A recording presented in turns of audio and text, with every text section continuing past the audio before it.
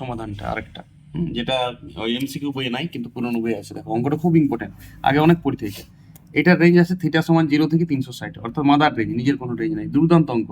সবাই ভাবে এটা কি প্রসেস করবো, দেখো কিচ্ছু প্রসেস করার দরকার নেই। এটা তোমার সব কিছু করাই আছে। +2 সাইন থিটা এদিকে নিয়ে আসো, -2 কস থিটা এদিকে নিয়ে আসো, -1 ওদিকে নিয়ে আসো, এদিকে 0 করে দাও। এবারে দেখো এখান থেকে 2 সাইন থিটা কমন নাও, তাহলে পড়ে থাকছে কত, cos থিটা +1। এখান থেকে -1 কমন নিলাম, তাহলে কত পড়ে থাকছে, 2 cos থিটা, এটা 2 cos থিটা হবে, 2 cos থিটা +1 ইকুয়াল টু 0। তাহলে হয়ে গেল অঙ্ক, 2 cos থিটা +1 আর 2 sin থিটা -1 সমান 0।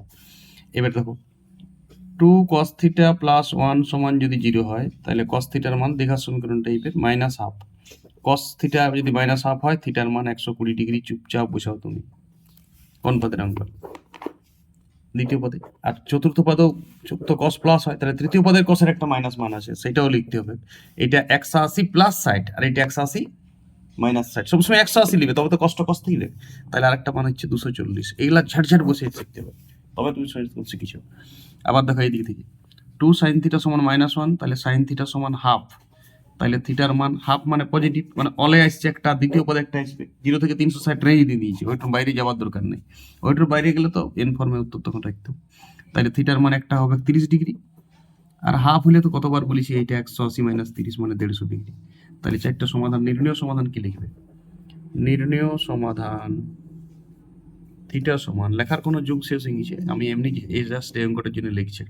একটা সিস্টেম তো 150 240, বাস এই চারটা কোন রেঞ্জে। সবাই অঙ্কটা রিপিট করো, এটা খুব ভালো অঙ্ক। এটা আগে পরীক্ষা অনেক পড়িত। সবাই হয়তো কিছু কাজ আছে, কিচ্ছু কাজ নেই, সবাই যদি নিয়ে আসো কমন যাবে।